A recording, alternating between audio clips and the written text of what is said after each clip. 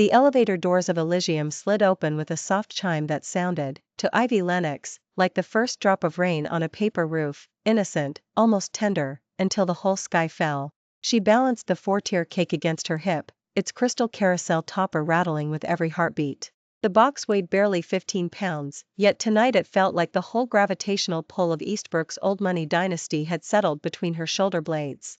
Sweet 302, she whispered to herself, tasting the fondant sweetness that lingered in the corridor. The scent of birthday candles and chilled champagne curled beneath her helmet, mixing with the metallic sting of her own cold sweat. She knocked. The door swung wide too fast, framing a boy with flaxen hair and a Rolex that flashed like a lighthouse beam. "Whoa, you're tiny," he blurted, relieved her of the cake in one swipe. "Jules, dessert's here." Ivy's fingers refused to unhook from the box at first. A ridiculous reflex, as if clinging to buttercream could anchor her to the last solid scrap of the past 3 years.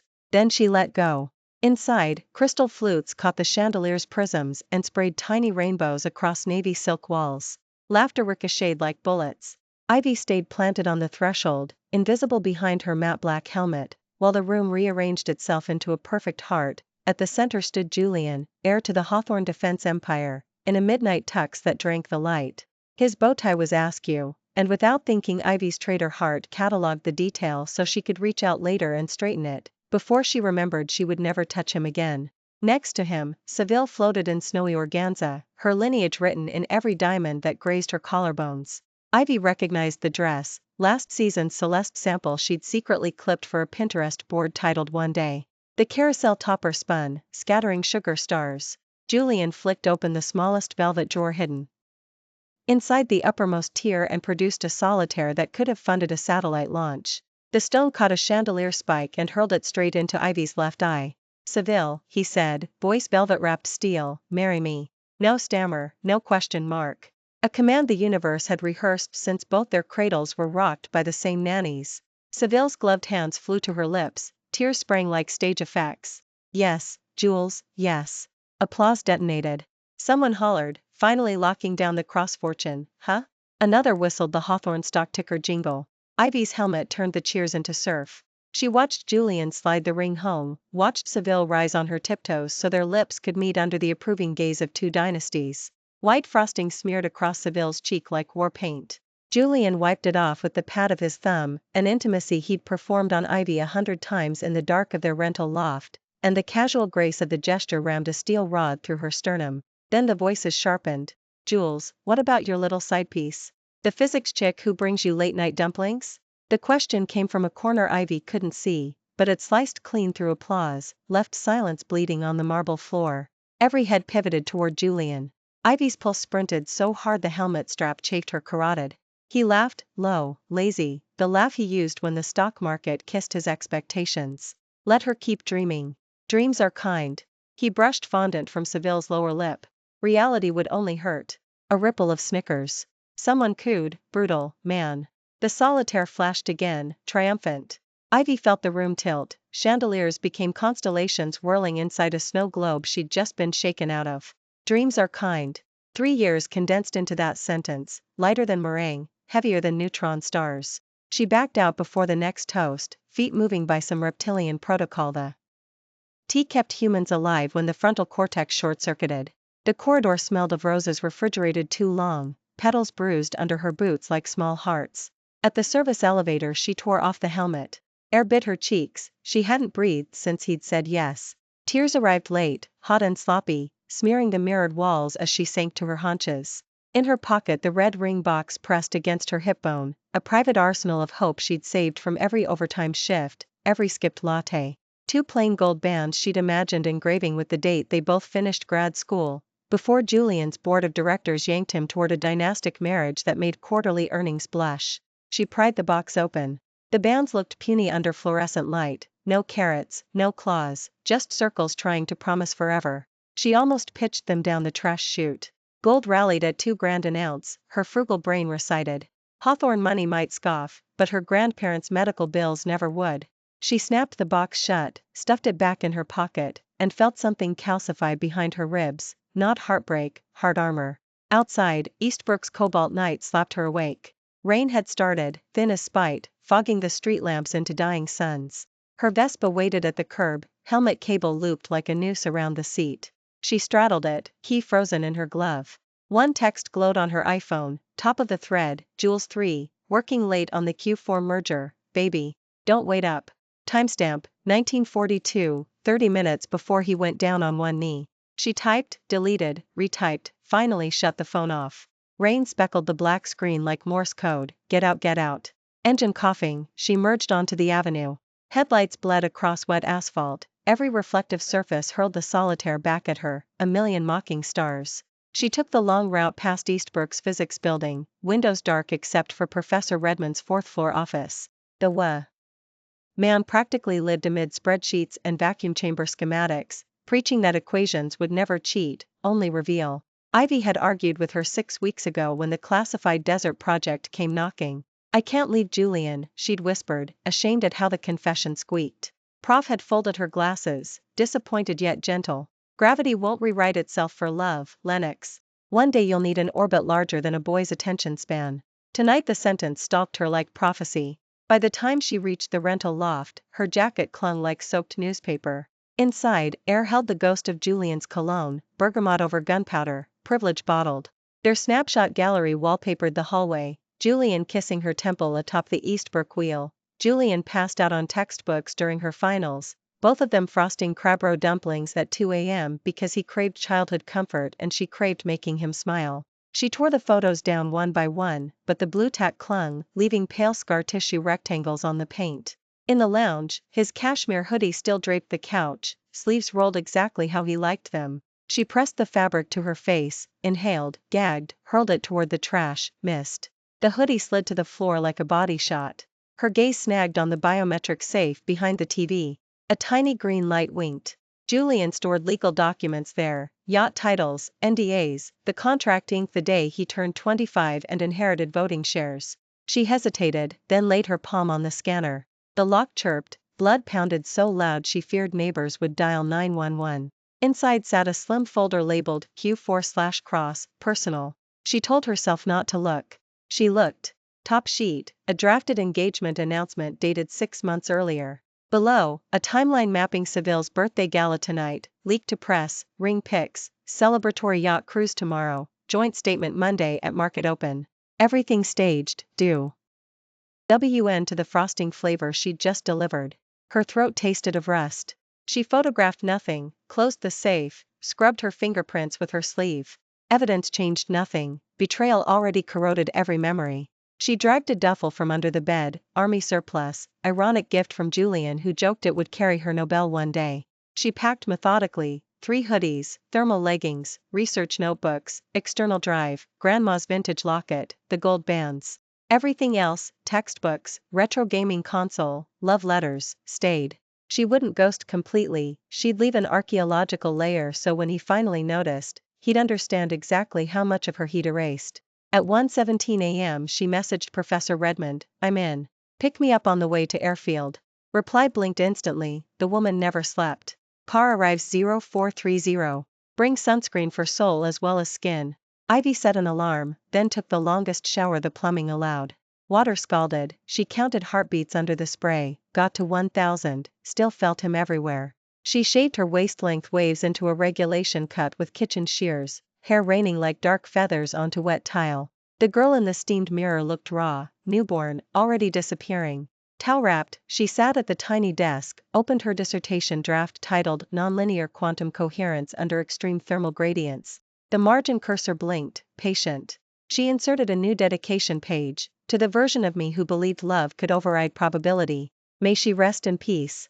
And to the desert, where equations outrank empires. She saved, shut the laptop, slid it between hoodies and the duffel. Dawn bruised the horizon when the black sedan idled outside. Ivy took one last sweep of the loft, lights dimmed, thermostat lowered, keys placed on the counter like a period at the end of a sentence that had tried to be a novel. Rain had stopped. The city smelled of washed stone and distant bread. She stepped over the threshold without looking back, but the click of the closing door echoed like a gunshot down the corridor, announcing to every atom in that corridor that Ivy Lennox had just declared war on fate, and the first casualty was the girl who once lived for a boy's sideways grin. I still don't know how he did it. One muggy Tuesday in late April, exam season. When the lilacs behind Eastbrook's physics hall drooped like exhausted freshmen, I mentioned, almost to myself, that I was homesick for the crab roe dumplings sold by the 100-year-old stall on South Market Street. The kind that steam in bamboo baskets shaped like tiny moons, their skin so thin you can see the orange swirl of roe tremble inside. I'd eaten them every birthday since I was 8, standing on tiptoe beside Grandma while she paid in crumpled yuan and told me the hot, briny burst on my tongue was the taste of summer coming. I only said, I could kill for those dumplings, then laughed and buried my nose back in my dissertation on quantum tunneling. I didn't expect the universe to answer, let alone Julian. The next morning the dreary rental loft we shared still smelled of last night's instant noodles and the bergamot candle I lit when deadlines closed in. I woke to the alarm at 6:30, hair plastered to my cheek, neck sore from dozing over Maxwell's equations. And there, balanced on my second-hand nightstand, right between a stack of graded labs and the chipped mug that held my retainer, sat a bamboo steamer exhaling the sweetest, saltiest perfume I'd ever inhaled off campus. I thought I was hallucinating. Steam curled like dragon breath, tiny pearls of condensation rolled off the lid and soaked the corner of my notebook. Julian staggered out of the bathroom, toothbrush hanging from his mouth, a white stripe of foam on his lower lip. His black curls were smashed flat on one side, sticking out wild on the other, and he wore the ancient MIT t-shirt with the neckline torn so wide it slipped off one cross-brown shoulder. He looked ridiculous, and so proud I thought his dimples might split his cheeks. Surprise, wife, he mumbled around the toothbrush, then spat into the sink.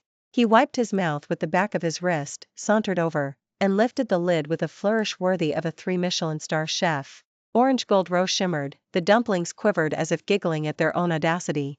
I squeaked, an actual squeak, clapped both hands over my mouth, then over his. You drove to South Market before dawn? That line starts at 4. Everyone knows. He shrugged, but his eyes glittered like he'd personally discovered Planck's constant. I flung my arms around his neck, knocking him backward onto the unmade bed. The mattress springs groaned, my dissertation draft avalanched to the floor.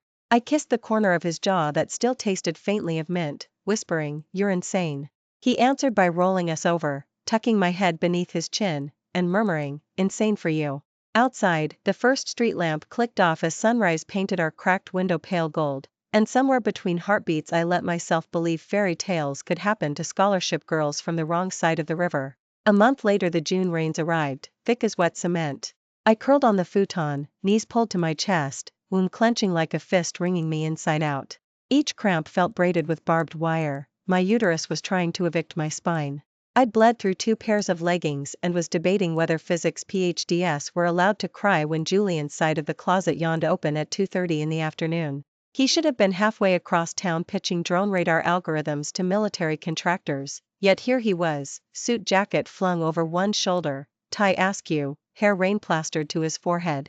Stella called me, he panted, referring to my roommate who'd taken one look at my gray face and speed dialed him. He didn't bother to kick off H. Is soaked Oxfords, water dotted the hardwood like tiny bombs. 2 strides and he was kneeling, cupping my cheeks, thumbs wiping tears I hadn't realized were there. Baby, why didn't you text? I tried to speak, what came out was a whimper that embarrassed us both. He vanished into our shoebox kitchen. I heard drawers slam, the kettle shriek, the clatter of the saucepan we saved for spaghetti.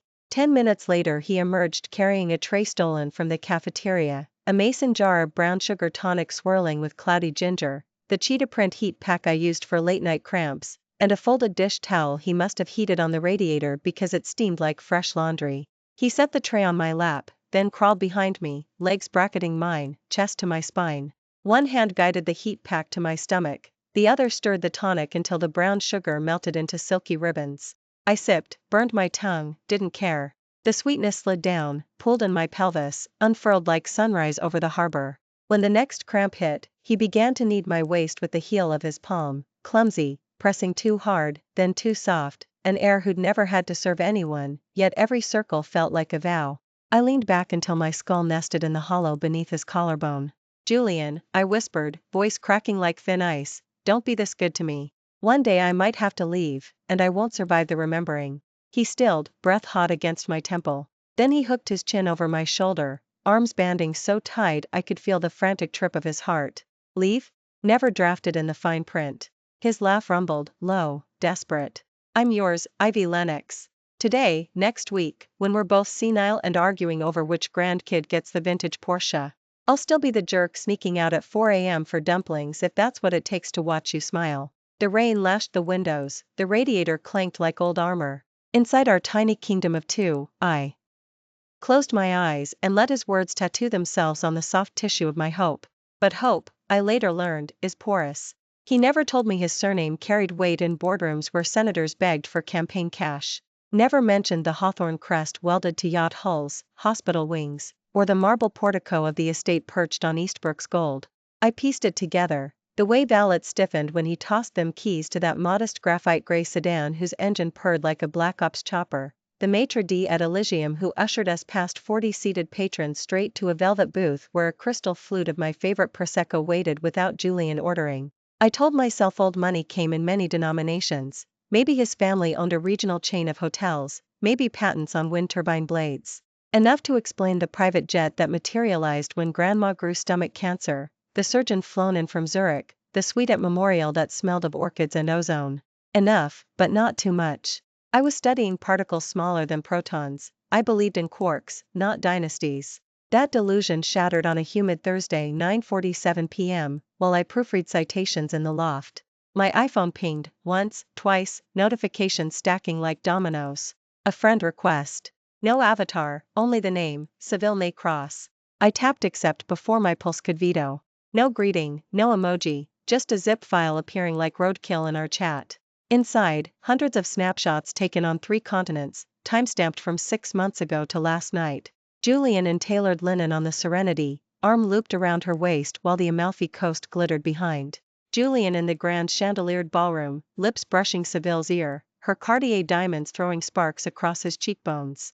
Julian in Westport, holding shopping bags bearing her initials, her scarlet nails raking through his hair as he smiles the same crooked grin I once believed belonged exclusively to physics department pajama mornings. Every image detonated behind my eyelids, tiny flashbangs of confirmation I'd been too giddy, too grateful, too naive to see. Before I could suck air, voice notes marched in, automated soldiers of contempt. Little orphan Ivy, Seville crooned, each syllable lacquered in champagne venom. Did you honestly picture yourself on the Hawthorne family Christmas card? Her laughter crackled through the speaker. Darling, Julian's betrothed. Since kindergarten. Old money dynasties don't marry scholarship girls, they lease them for nostalgia. She sighed, theatrical, pitying. You're clutter. And clutter gets cleared before vow renewal ceremonies. My hand floated to my throat, searching for the vintage locket Grandma swore would ward off evil. It felt cold, alien, useless. I pressed END, but the words kept chewing through the wires of my brain. Betrothed, dynasty, clutter. Thunder rolled like artillery outside. Lightning forked across the loft skylight, bleaching the room white. The reflection in the window showed a girl hollowed by fluorescent study sessions, hair frizzed, eyes raccooned by smeared mascara. I watched that stranger sink to her knees, hugging the trash can, retching nothing but stale chai latte because I hadn't eaten since yesterday's burrito. I don't remember crawling to the sofa. Only the slick leather against my cheek, the storm hammering glass, and the instinct that had me thumbing Julian's speed dial. 3 hearts next to his name I'd never bothered to change. 1 ring. 2. A click. A breath. Darkness. Disinfectant. Beeping. And 4 drip tugging at the vein in my hand like a tiny fish on a hook. When I pried my lids apart, I saw Memorial's signature ceiling tiles, each pockmark a crater I'd counted during Grandma's chemo. My throat tasted of iron. I shifted, the mattress crackled. A weight pressed the blanket near my feet, Julian's head, pillowed on folded arms, hair tousled like a boy napping in chapel. Stubble shadowed his dark lashes fluttered against sharp cheekbones. Even in collapse he was obnoxiously beautiful. I must have sighed, because he woke with a jolt, chair legs screeching. Ivy! His voice cracked like adolescence. He lunged, then checked himself, hovering, scanning every inch of me as though deciding where to grab without snapping something fragile. Headache? Dehydration, I rasped. He lifted a paper cup, angled the straw to my lips, slow, deliberate, the way he calibrated satellite dishes. I drank. Tap water never tasted so nuclear. For 3 days Julian became the wallpaper of my hospital room. He wore the same gray t-shirt until the cotton wilted, ordered congee from Chinatown at 6 a.m., argued with nurses who tried to wake me for vitals at 3. Each night he folded his 6-foot frame into the vinyl recliner, knees to chest, snoring softly through CNN headlines neither of us heard. I drifted in and out of fever dreams where Savannah heiresses laughed like hyenas while I chased dumplings rolling downhill into the Charles River. On the third afternoon my temperature finally budged below 100. Sunlight slogged through half-shut blinds, striping Julian's face like war paint. His iPhone buzzed on the meal tray, unknown ringtone, something indie. He glanced at the screen, his shoulders tensed. "I'll be right back," he murmured, kissing my temple with lips so dry they scraped. The door didn't latch. Hospital corridor noise leaked in, gurney wheels, a toddler wailing, the elevator's pneumatic sigh. Then his voice, low, irritated. "Yeah. Still at Memorial?" "Nah, just fever. Look, I said I'd make the fitting tomorrow." Pause. "You're overreacting, save." My name was never spoken, but I felt the conversation tilt toward me like a compass needle tugged north. Another voice filtered through, a man's, amused. "Bro, you ghosted on the yacht christening for some physics chick? Thought that was casual." Silence stretched until my pulse measured it, 1 Mississippi, 2 me. Mississippi. Julian chuckled, no mirth, just metal. "Casual is right. Don't worry, honeymoon funds intact." The word sliced cleaner than any surgeon's scalpel. When he re-entered wearing that easy smile, I greeted him with one of my own, brittle as overcooked caramel. "I'm discharged," I announced, swinging legs off the bed. "You look like a raccoon who lost a turf war. Go home."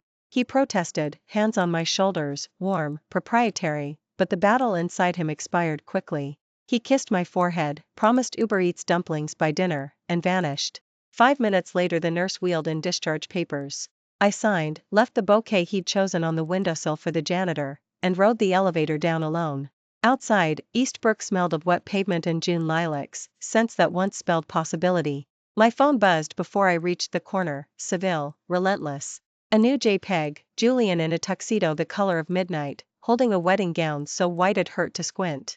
Seville in a lace sheath, cathedral train pooled like spilled cream, her left hand branded by the Hawthorne solitaire I used to doodle in my notebook margins when bored. Her voice note followed, "Save the date, Lennox. And stay away from my betrothed." Betrothed. The word lodged in my throat all the way back to the rental loft.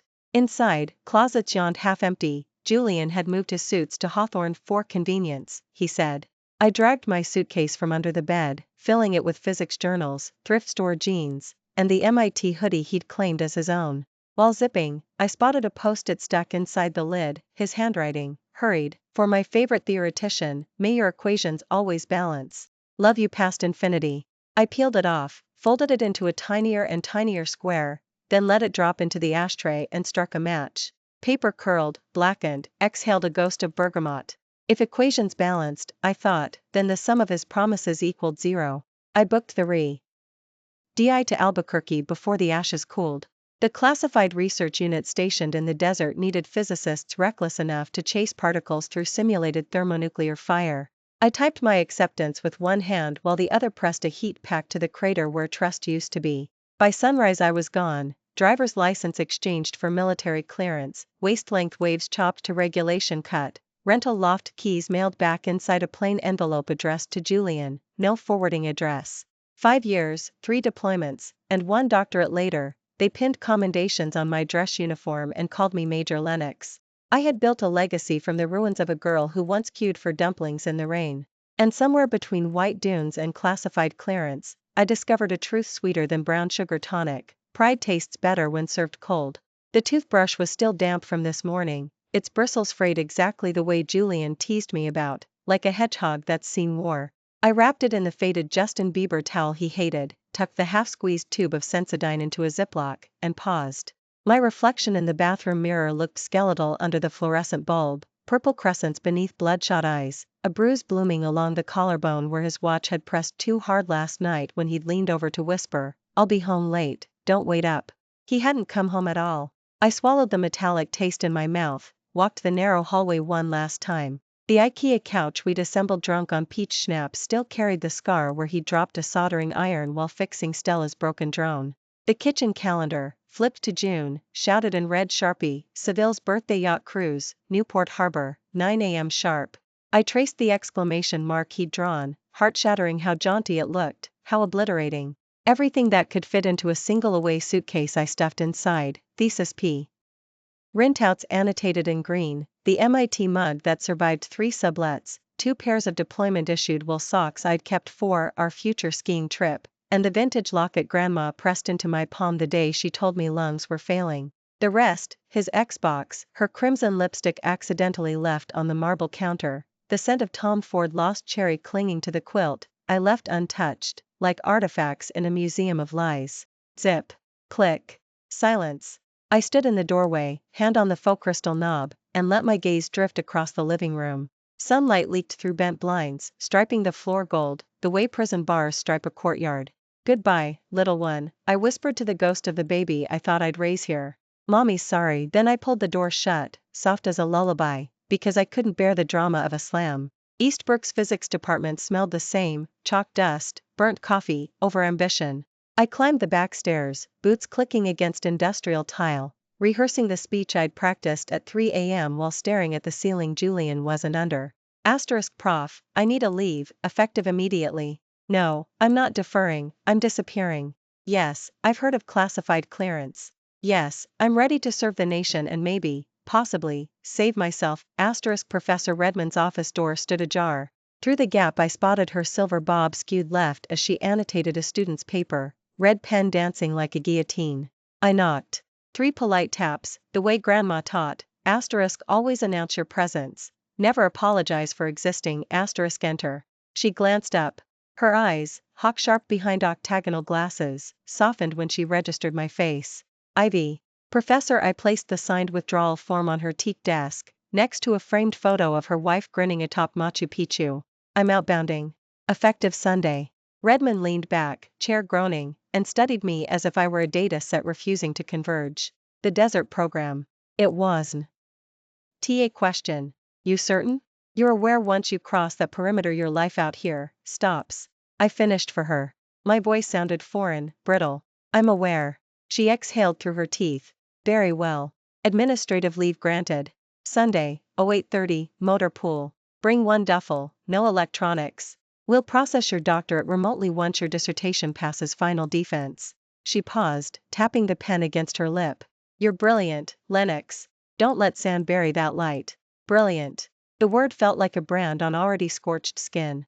I thanked her, pivot on my heel before she could notice my hands trembling. Outside, Eastbrook's starlit sky bruised toward dawn. I sat on the library steps, new burner iPhone heavy in my palm, and dialed the number still saved under Mom 3. Voicemail after 2 rings, her default tactic when unknown area codes flashed. I left a message anyway, each syllable tasting like vinegar. Hi, it's Ivy. I'm going away for a while. Research abroad. Don't worry about calling back, I just wanted you to know I'm alive. Tell Mark and the twins I said congratulations on the new pool. Next, Dad. His line rang longer, long enough for false hope to bloom ugly. He picked up mid-yawn. Loud television in the background, ESPL, probably, the volume up to drown out his third wife snagging. Ivy? Cue awkward cough. Everything okay? Need money? I almost laughed. Money was the dialect we spoke, the only currency he trusted. No, Dad. I'm enlisting in a defense fellowship. Contact will be limited. If something happens, whoa, military? Thought you were pacifist. Plastic crunch, he was eating chips straight from the bag. Anyway, proud of you, kiddo. Gotta run, poker night. Stay safe. Click. The dial tone hummed like a distant swarm. I lowered the phone, stared at my distorted reflection in the black screen. There, gone. No familial tether strong enough to haul me back if the desert swallowed me whole. Away. T lifted, hollow and horrifying. Thursday bled into Friday. I camped in the graduate dorms, crashing on Stella's couch because she owed me 17 favors and unlimited Wi-Fi. Every few hours Julian pinged my old iPhone, left purposefully on the kitchen counter next to the ashtray, iMessages glowing like infected wounds. Jules, 10:12 a.m. Conference in Newport ran long. Back Sunday. You good? Jules, 11:45 p.m. Miss your heat pack. Bed's freezing. Jules, Saturday 2:03 a.m. Seville's yacht christening tomorrow. Big day. Wish me luck. I read the last text through Stella's Instagram burner. She'd screenshot it, added pink devil horns over his contact photo, captioned, birthday gala for the Wicked Witch of the East Brook. T-24 till fireworks. Stella found me staring at the ceiling at 4, eyes wide, fingernails embedded in my own palm. She pried my fist open, wiped the half-moons of blood with a Sanrio band-aid, and whispered, remember, numb with grief is still a feeling. Let it rot out the rotten so fresh roots can set. Saturday night I returned to the rental loft for the final sweep. Julian's cologne lingered, cedar and greed, clinging to the curtains, poisoning nostalgia. I yanked open every drawer, excavated receipts, ticket stubs, a velvet box holding solitaire earrings I'd never worn because he said they'd look too bridal on me. Into the trash it all went, ceramic thuds against metal, a funeral percussion for a relationship cremated in secrecy. The photo album waited beneath a stack of his aerospace journals. I sank cross-legged onto the hardwood, flipped the suede cover. Page 1, us at 18, cheeks painted university blue, my waist-length waves tangled in his hoodie string. Page 6, our first Elysium date, him in tux, me borrowing grandma's vintage locket. Page 23, a selfie in bed, sheets pulled at our waists, sunlight gilding shoulder blades, proof we once believed eternity fit inside a 4x6 rectangle. I lifted the shears, blade catching the overhead bulb like lightning. Slice. My face vanished. Slice. His remained, grinning at the mutilated edge. Piece by piece I amputated myself from our history until the floor glittered with glossy confetti. When the album bled empty, I scrawled 4 lines on the title page, letters jagged as broken bottles. Julian, asterisk, we're not on a break. We're broken. I release you to your dynastic destiny. May the illusion of empire keep you warm, asterisk. Ivy. I slid the goodbye letter under the crystal ashtray, a paper boat destined to drown in fallen ash, then laid my old iPhone beside it, still open to our final thread. Let him find it.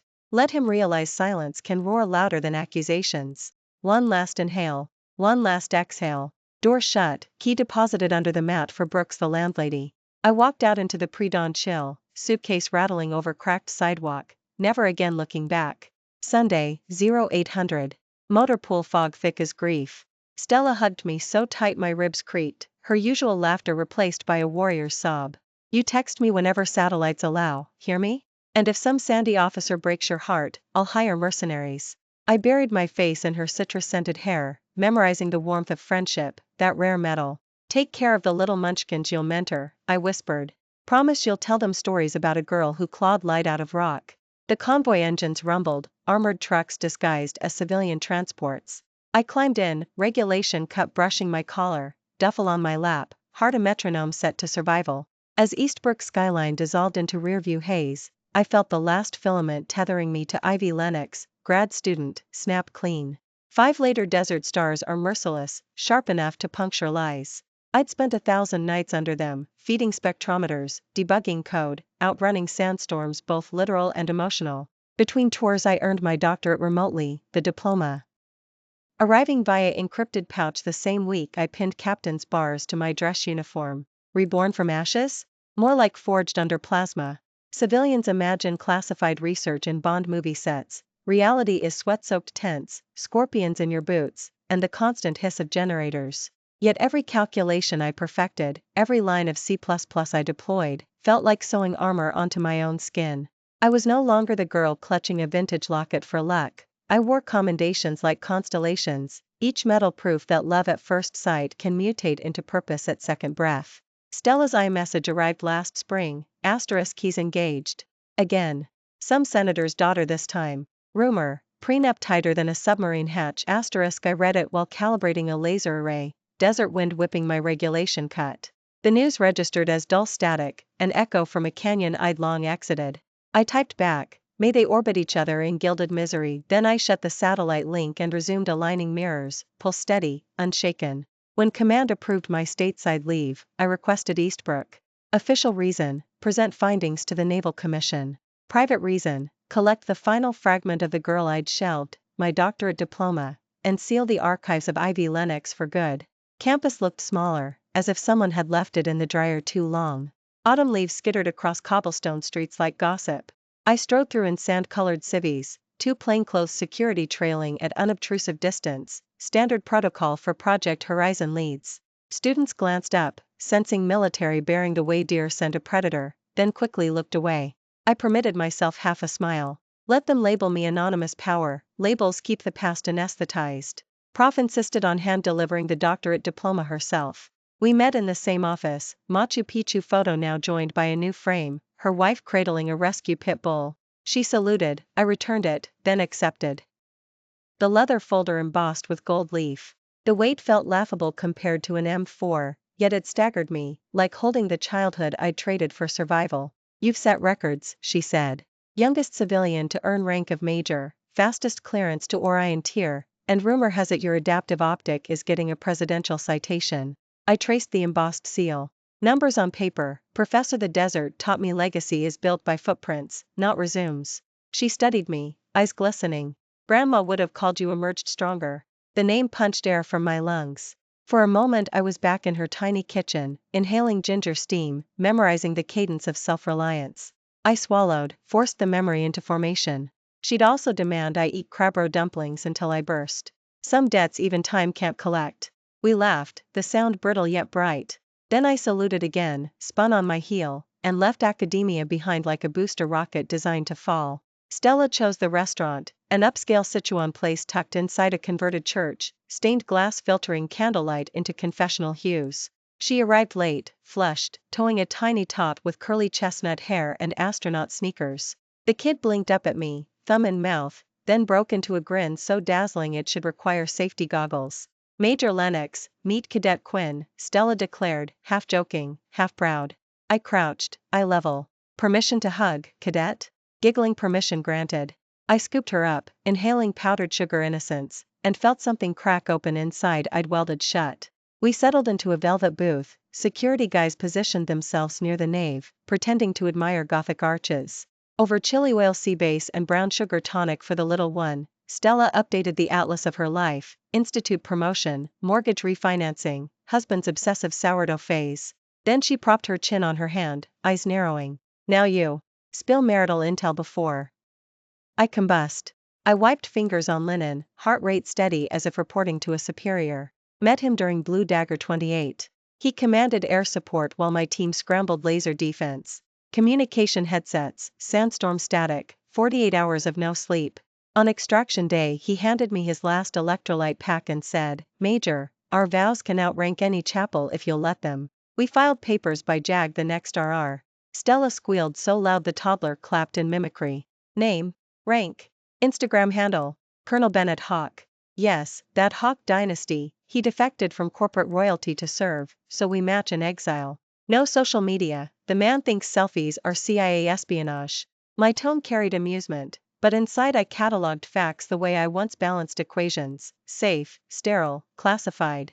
She reached across, squeezed my wrist. Happy? The word resonated, foreign syllables testing unfamiliar skies. I thought of pre-dawn calls where he reads me Neruda over encrypted comms, of care packages containing artisan coffee and pregnancy vitamins, of how he kisses the scar along my ribcage and murmurs new life like prayer. Yeah, I exhaled.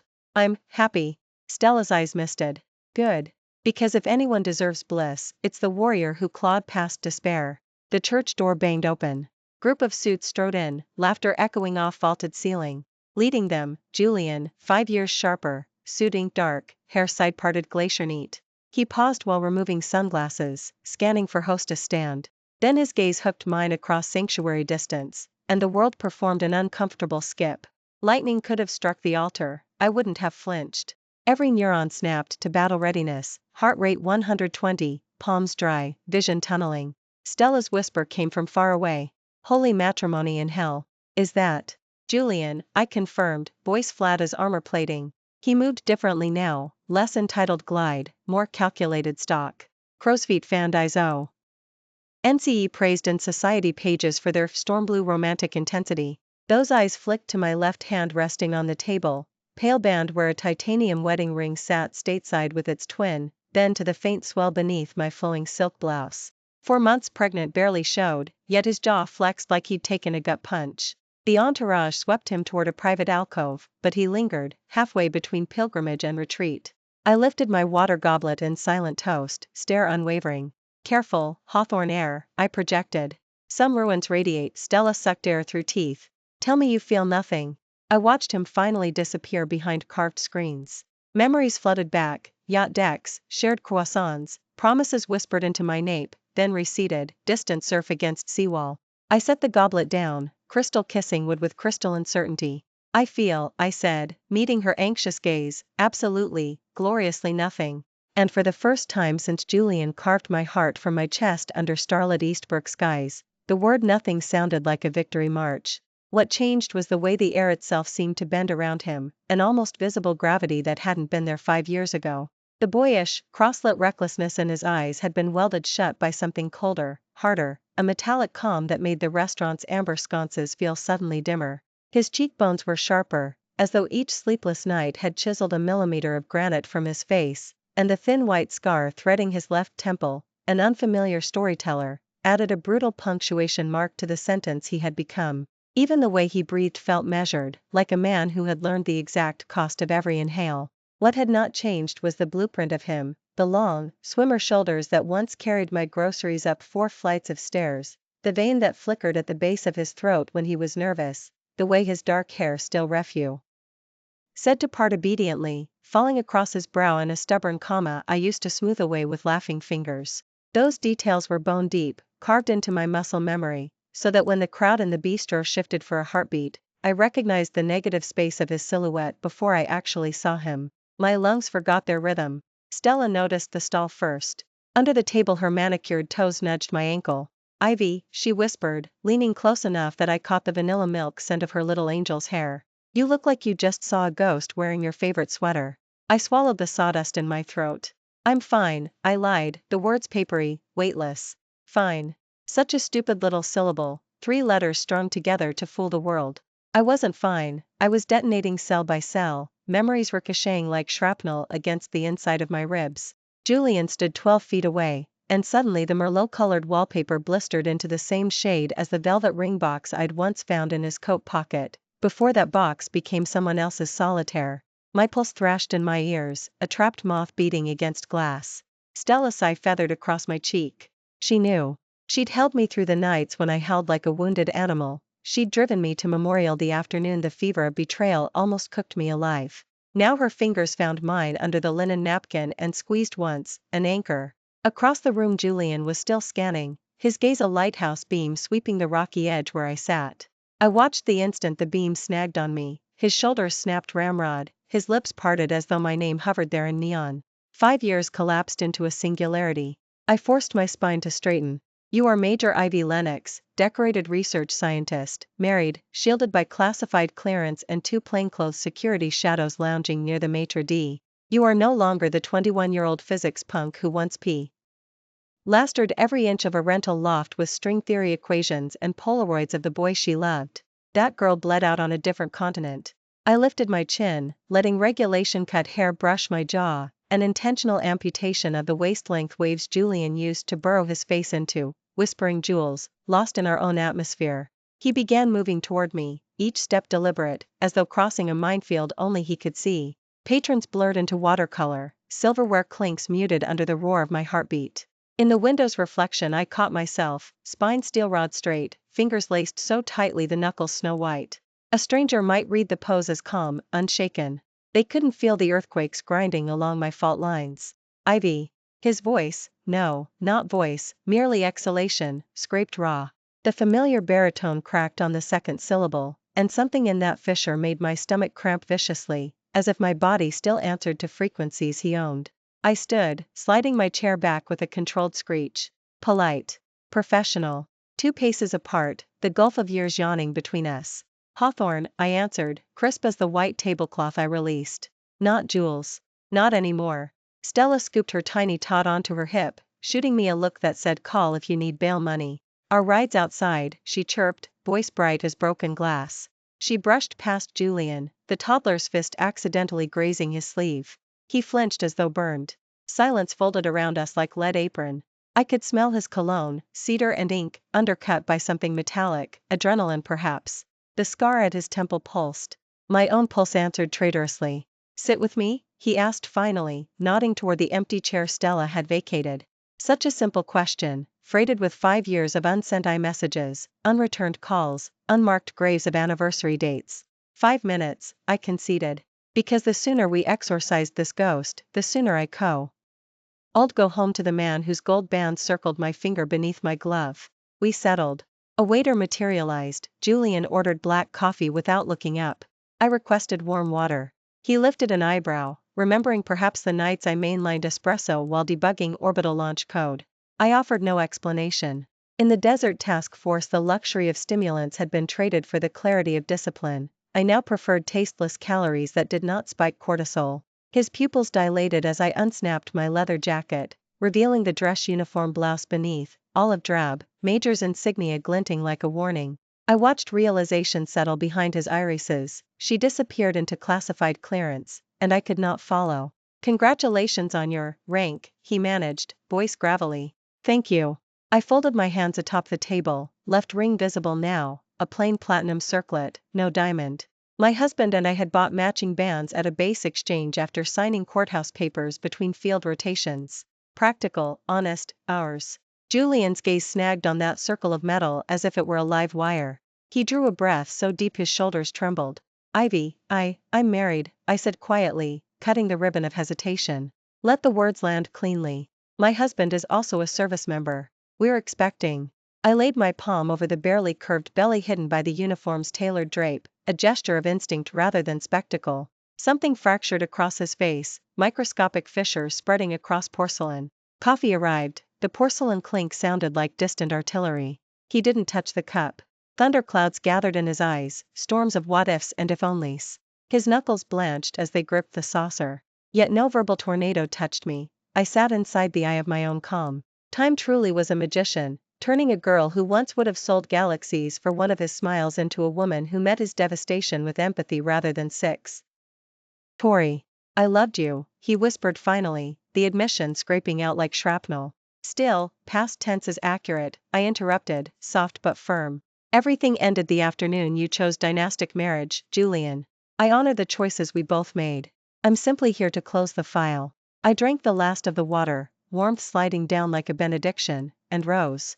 He followed me out onto the cobblestone streets where night wind carried the salt of distant Atlantic waves. Before I could step into the waiting black SUV, his hand enclosed my elbow, heat, restraint, regret all spiraling through that single contact. Let me take you home. One last time. For old times. His voice cracked on times. I pivoted, removing his grip with a defensive technique drilled into every officer at Quantico. Your privileges expired half a decade ago, Captain Hawthorne. I signaled with a subtle tilt of my head. Across the street, two plainclothes security detached from shadows, professional menace coiled beneath tailored suits. My protection detail has it covered. Julian's gaze flicked to them, then to my belly, then to the night sky as though begging constellations for a rewind button that did not exist. He stepped back, palms open in surrender. Streetlights painted gold across the scar at his temple, a brand of choices irreversible. Inside the vehicle, leather seat cool against my neck, I exhaled for what felt like the first time in 15 minutes. My reflection in the window smiled, a small, secret curve. Life was calm again. In the hollow of my womb, a butterfly flutter kicked, the future stretching, impatient. I pressed 2 fingers to the spot, transmitting silent Morse, hold on, little one. We're almost home. 5 years earlier, Julian had sprinted through a downpour that tasted like rust, racing from Celeste where Seville preened in final fitting. His iPhone kept diverting to voicemail, each robotic chirp tightening the garrote around his lungs. The landlady's war. DS echoed, your girlfriend's cleared out. Rent's paid through the month. Do you want the leftover furniture or should I list it? Girlfriend. The term felt obscene. Ivy had been gravity itself, the silent force keeping his universe in orbit. Girlfriend sounded like a sticker you could peel off, disposable. He fishtailed to the curb in front of the rental loft, engine still running. Door ajar, an open mouth mid-scream. Inside, the stale breath of abandonment. IKEA bookshelf skeleton standing guard over empty floorboards, the dented coffee maker that once burbled every dawn now unplugged, cord coiled like a sleeping viper. On the kitchen counter lay a single white envelope addressed in handwriting that knifed him, Jules, don't follow me. Inside, one sheet. No pleading, no tantrum, just geometry of grief distilled into 4 sentences. I know about Seville. I will not share a heart that's already been franchised. I've archived us under lessons learned. May you build the empire you traded us for. He sank to his knees, oblivious to rain blowing through the open doorway, soaking his Armani trousers into cold tarpaulin. The envelope also contained her apartment key, its teeth dulled by years of use, And the vintage locket he'd fastened around her neck the night she'd whispered love at first sight, convinced physics could explain chemistry. Now it glinted like evidence. He tore through cabinets, closets, even the laundry hamper, every relic of Ivy Lennox scrubbed clean except the scent of citrus shampoo ghosting the bathroom tiles. On the sofa cushion he found her old iPhone, powered off, a post-it note tagged to the screen, goodbye letter inside photos folder. He thumbed it open, battery at 2%, and saw the gallery of snapshots Seville had sent, clandestine hotel corridors, Julian's own bare back in pre-dawn gloom, a solitaire sliding onto another woman's finger. His roar ricocheted off uncurtained windows, feral enough to send the neighbor's lab into a howling fit. Then came the dialing, campus security, her few friends, even Professor Redmond who scolded him through tears. You broke my best student, Hawthorne. Don't call here again. For weeks he haunted Eastbrook's physics department, every cafe on Dock Street, the pier where they'd once shared crab roe dumplings out of greasy paper. He submitted a missing person report. The desk sergeant took one glance at the Hawthorne surname and asked whether this was a publicity stunt. At night he sat in the dark rental loft, lights off, knocking back whiskey while the downpour against pane glass sounded like Morse code from a ship already sunk. He learned the taste of true dread, metallic, alkaline, coating the tongue no matter how many times he brushed. Some mornings he woke certain Ivy lounged at her study desk, only to find the indent in the carpet still vacant, mocking. Eventually even Seville noticed his unraveling. She tracked him to the loft, Louboutins clicking across scuffed hardwood, nostrils flaring at sour bourbon fumes. Dragging this drama into our engagement photos will tank both our family's stock, she hissed, snatching the empty bottle. Pull yourself together. He lifted bleary eyes. You and I, he swallowed, throat lined with broken glass, are a contract. She was my life. Seville's slap felt like raindrop against armor. Then consider this contract your lifeline, because the Hawthorne board won't tolerate a grieving heir who can't recite vows on cue. She thrust a monogrammed handkerchief. Mourn on your own time. Later, sober, he understood Ivy had vanished into somewhere money couldn't bribe a door. The phrase classified clearance surfaced again and again, whispered by university administrators. He'd lost her to the nation he was groomed to manipulate for profit. Shame became a second skeleton beneath his skin. Now, 5 years later, the shame erupted into full-body tremor as he watched her drive away, pregnant with another man's child, protected by soldiers who answered to protocols higher than the Hawthorne name. He stood on the curb until the SUV's taillights dissolved into constellation, then lowered himself onto cold hotel steps, elbows to knees, head in hands. The city kept breathing around him, limousines prowling for next gala, tourists photographing cobblestone streets, but inside his ribcage a tsunami receded, leaving only splintered hulls. He replayed her final sentence, we're two familiar strangers. Strangers. The word held louder than any argument, louder than Seville's later screams when he demanded divorce papers. He pressed knuckles to sternum, trying to staunch a bleed no tourniquet could reach. Memory, cruel cinematographer, projected Ivy anew, waist-length waves whipping across his windshield that first winter when she'd laughed at his attempt to install affordable windshield wipers, her startled doe eyes the afternoon he'd serenaded her on the student body president campaign quad, her fingers smudged with graphite while she explained quantum tunneling as though the universe itself flirted with possibility. Every recollection sliced thinner than a scalpel, layer after layer until he wondered how a heart could keep pumping when flayed. Eventually security guards requested he vacate the private entrance. He wandered Eastbrook's neon arteries until dawn, shoes soaked by gutter slush, whispering a nickname that belonged to yesterday. Somewhere along the canal he hurled the vintage locket, her locket, into black water. It sank without splash, like a secret accepted by the night. Back at Hawthorne he drafted an email he would never send, subject line, lesson learned body. I finally understand the equation we became, potential energy converted entirely into kinetic regret. Attachment, one solitaire still in its velvet coffin, receipt faded. He saved it to drafts, closed the laptop, and for the first time since college did not bother checking tomorrow's stock indices. Empire, he realized, tasted like cold iron when chewed al. 1. Across town Ivy Lennox, major, wife, soon-to-be mother, slept curled against her husband's shoulder, dreaming of starlit skies over launch facilities where classified rockets pierced atmosphere, carrying payloads of safeguarded hopes. Inside her, cells divided toward a tomorrow already baptized in dawn. And though she never looked back, the wind that night carried a faint scent of cedar and ink, a reminder scrawled across the city's ledger: some stories end so that life can begin. The late autumn wind prowled beneath the sodium pink glow of the street lamps, swirling dead leaves against the wrought iron gate of Eastbrook's physics quad.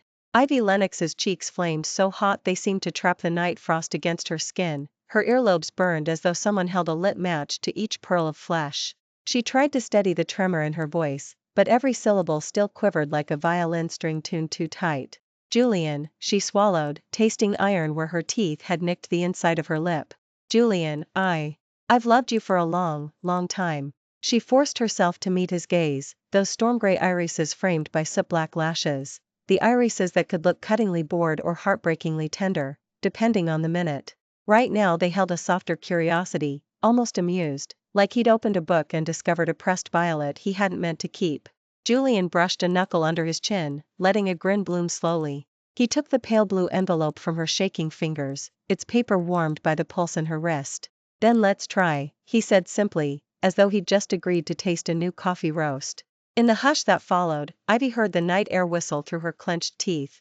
She felt the echo of his words reverberate in her rib cage, a cathedral bell that kept swinging, swinging. She wanted to freeze this moment, solder it like a circuit board, so it could never short out. Julian C. Would never quite explain it, not to his Ivy, not even to himself, but from the first time their shoulders brushed in the library stairwell, he believed a silver thread had knotted around their names. Hawthorne and Lennox sounded nothing alike, yet that shared Latin root, chaste, careful, felt like an inside joke arranged by an unseen matchmaker. 1 year and an eternity of whispered Sunday mornings later, they signed a lease on a top-floor loft along the riverfront. Julian owned 4 condos outright, 1 in Hawthorne's East Wing, 3 more scattered across Eastbrook's glittering skyline, but he listed the landlord as a shell company so Ivy would never trace the title. He wanted her to love him stripped of monograms and trust funds, to feel safe believing genius and grit alone could bankroll their happiness. They painted the loft's exposed brick ivory, installed fairy lights along the ceiling beams, and stacked physics journals beside Julian's architectural digests. On nights Ivy wasn't debugging superconductivity code on her laptop, they sprawled across the chenille sofa devouring black and white films, her head in his lap, his fingers combing through her waist-length waves until their heartbeats synchronized. The room always smelled faintly of her pomegranate shampoo and the Ethiopian beans he ground for pour-overs, his small ritual to coax her away from chalk dust and sleepless equations. But Ivy's first devotion would always be knowledge. While Julian drafted yacht club blueprints or sipped single malt with investors, Ivy camped inside the cryolab, coaxing quantum states to dance at -200 Celsius. Prof. Claire Redmond pushed her harder than the postdocs, entering her in DARPA grants before her second semester. Julian would deliver midnight dumplings wrapped in cloth napkins, kissing the freckles across the bridge of her nose while oscilloscopes flickered like dying stars. Ivy, my little warrior, he'd murmur, brushing frost from her bangs, if you keep volunteering for 20-hour shifts, the universe will finish you before you finish it. She'd smudge violet shadows beneath her eyes and laugh, soft and bright. When I've got the doctorate diploma in my fist, I'll hibernate like a bear, promise. Then she'd peck the corner of his mouth, tasting of wintergreen gum and laboratory nitrogen. Months piled like unread journals, and Julian, who had never waited for anyone, found himself rationing minutes with her, hungry as a child counting cookies. When Prof whisked Ivy off to classified briefings in Westport, Julian stared at his silent iPhone until the glass reflected his own disappointment. Would one heartbeat, mine, ever outweigh the gravity of her galaxies, he wondered. And if not, how long before the orbit decays? Duty arrived wearing his grandfather's cologne, bergamot, cedar, cold coin. One Tuesday the old matriarch summoned him to Hawthorne's study, its walls lined with oil portraits whose eyes never blinked. The Hawthorne patriarch, papery yet unbreakable, tapped a mahogany box holding 2 signet rings and a stack of contracts thick as a Gutenberg Bible. Your engagement to Seville is already drafted, his grandfather rasped. The merger saves 3 shipyards and a biotech pipeline. Love is a luxury, legacy is oxygen. Julian's refusal died in his throat. He pictured Ivy, the way she jerked awake scribbling tensors on takeout napkins, how she'd rolled her eyes when he called her future, a joke that once tasted like champagne now curdling to ash. He told himself he could stall, keep Ivy hidden in the loft's lavender twilight until he forged a loophole. But Seville had other talents. She remembered how he liked his espresso, arranged as cufflinks by gemstone hue, and laughed at jokes before he finished them. Where Ivy debated quantum decoherence, Seville offered doe-eyed silence that made him feel louder, larger, king of every room. Still, when B. Uddies at Elysium's cigar lounge pressed him, "So, Jules, when's the bachelor trip?" He answered with a grin so automatic it frightened him, "I'm not dumping anyone. I just haven't explained the timeline." He would replay that lie in the prison of sleepless dawns. On a slate-gray Thursday, Ivy walked out of Memorial after a routine fever drip. She hailed a rideshare, cheeks still flushed, eyes dry. That night she waited in their loft, lights dimmed, candles flickering like uncertain jurors. She had intended to speak, I know, Julian. I saw the engraved invitation. Your signature beside hers. Tell me it's politics. Tell me we'll run, but the key turned, and he was already apologizing for missing her discharge. Seville's birthday gala logistics, impossible calls, you understand. She understood. Next morning Julian flew to Manhattan for tux fittings at Celeste. He selected a dove-gray satin lapel to match Seville's engagement eyes, ice blue, guileless. He snapped a covert selfie, smirk in place, and told himself it was only fabric. While he measured bliss, Ivy packed 2 suitcases, labeling each box in neat Helvetica, lab notes. Keep. Donate. Burn. She left the origami cranes he'd folded from receipts, the chipped coffee mug reading Kiss the Physicist, the Polaroids of them kissing inside his Tesla with the doors winged up like a praying mantis. No theatrics. Only the faintest trace of her pomegranate shampoo lingering like an unanswered question. When Brooks, her landlady, called Julian 3 evenings later, he was reviewing champagne orders. Hawthorne? Lennox returned her keys. Shall I forward the deposit or? The crystal flute in his hand snapped at the stem, blood beaded across the parquet. He doesn't remember driving, only the wail of horns, the blur of stoplights smearing like acrylic across a wet canvas. The loft door stood ajar, exhaling cold air that smelled of diluted bleach. Her lab coat no longer hung on the hook, the countertop lacked her color-coded pill organizer. 2 objects waited on the oak table. A linen envelope addressed in her tidy engineer script, "For Hawthorne, open when honest." An old iPhone, screen cracked but alive, gallery already queued, Julian smoothing conditioner through Seville's wet hair inside a glass-walled shower, Julian asleep on Seville's silk sheets, mouth parted, wedding gown tossed over a chaise like shed snakeskin. He sank to his knees. The floorboards vibrated with the freight train of his pulse. For the first time since childhood, he sobbed, ugly, open-mouthed, nose running. Because he comprehended exactly what she was saying. I won't fight for a man who bartered me away. Choose your dynasty, I choose myself. The next dawn he showed up at Seville's villa, eyes hollow, shoes dusted with highway soot. It's over, he growled. She answered by collapsing against his chest, acrylic nails clawing his shirt. I'm pregnant, she wailed, voice echoing off travertine. The lie tasted of copper pennies, he swallowed it anyway. Within hours, plainclothes security hustled him into an armored Bentley bound for Hawthorne where his grandfather waited, cane tapping Morse code for coward. They married 8 days later in a courtroom scented of mildew and old signatures. Julian's wrists bore ligature marks, the ring slid on like a handcuff. He promised himself the arrangement was temporary, another contract to renegotiate once he located Ivy and groveled across every continent. But Ivy had vanished, accepted a postdoc so classified even Google spat out goose egg results. Rumor whispered she'd joined a desert task force, her coordinates buried behind triple password firewalls. Each night Julian pressed his forehead to the biometric safe containing her goodbye letter and rehearsed apologies until the paper fibers frayed. Months peeled away like sunburn. Seville's pregnancy swelled, then Mysteria. Sly deflated.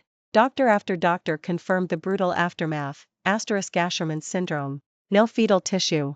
Never again, Julian felt nothing, only the distant recollection of Ivy's awestruck whisper that one day she wanted a daughter with her IQ and his marble-carved cheekbones. He began working 19-hour days, acquiring, dismantling, reassembling, turning Hawthorne into a leviathan.